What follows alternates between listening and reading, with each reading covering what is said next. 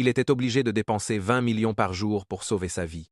Les histoires des pieds-pots. À Kinshasa, la ville qui ne dort jamais, semblait pourtant avoir oublié Cédric.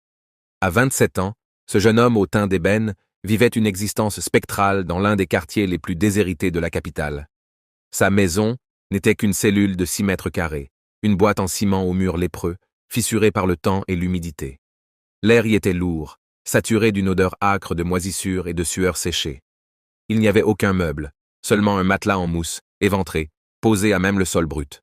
Ce soir-là, Cédric était assis, le dos voûté, le torse nu, fixant la lueur vacillante d'une bougie fichée sur un bidon jaune. Son estomac se tordait. C'était une douleur physique, aiguë, qui lui rappelait qu'il n'avait rien avalé depuis 48 heures. Pas un morceau de pain, pas même un sachet d'eau pure.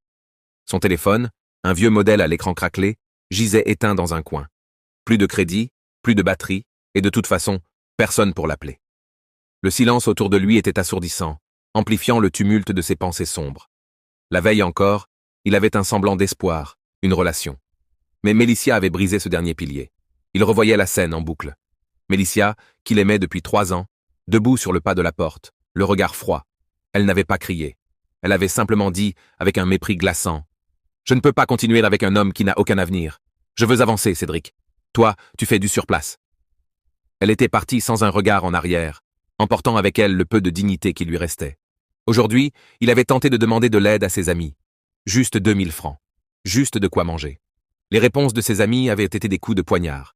Les regards fuyants, les excuses préfabriquées. « Désolé frère, c'est chaud pour tout le monde. » Ou pire, le silence méprisant des messages laissés en vue. On se moquait de lui dans le quartier. On chuchotait que Cédric finirait clochard ou vendeur à la sauvette. Ce soir-là, la solitude n'était pas juste un état, c'était une prison. Enveloppé dans un vieux pagne troué, Cédric s'allongea sur le sol froid, cherchant le sommeil comme une échappatoire. Mais l'angoisse le tenait éveillé. Dans un murmure rauque, presque inaudible, il s'adressa aux ténèbres. « Dieu, les esprits, n'importe qui. Si quelqu'un m'entend, sortez-moi de cette vie. Je n'en peux plus. Je suis prêt à tout, même à faire un pacte. » Il ne savait pas alors que l'univers écoutait. Il ferma les yeux, épuisé par ses larmes intérieures. Le réveil fut brutal, mais pas à cause de la dureté du sol. Cédric ouvrit les yeux et sursauta. La moisissure avait disparu. Le ciment avait laissé place à des draps de soie d'une douceur inouïe. Il se redressa, le cœur battant à tout rompre. Il se trouvait dans une suite immense, baignée de lumière. Des colonnes dorées soutenaient un plafond haut, et une immense baie vitrée offrait une vue imprenable sur une forêt de gratte-ciel futuriste brillant sous un soleil de plomb. Dubaï. Il le savait instinctivement. Confus, il se regarda. Il portait un costume de créateur ajusté, une montre en or massif au poignet et des souliers en cuir verni. Sur une table en verre, un smartphone dernier cri s'alluma seul. Un message s'afficha. « Bienvenue Cédric, tu es bénéficiaire du pacte. Tu dois dépenser 20 millions de francs CFA par jour. Sinon, tu meurs à minuit. » Cédric resta figé, relisant le message. Une blague? Un rêve lucide? Mais la sensation de la soie et l'odeur du parfum d'ambiance étaient trop réelles.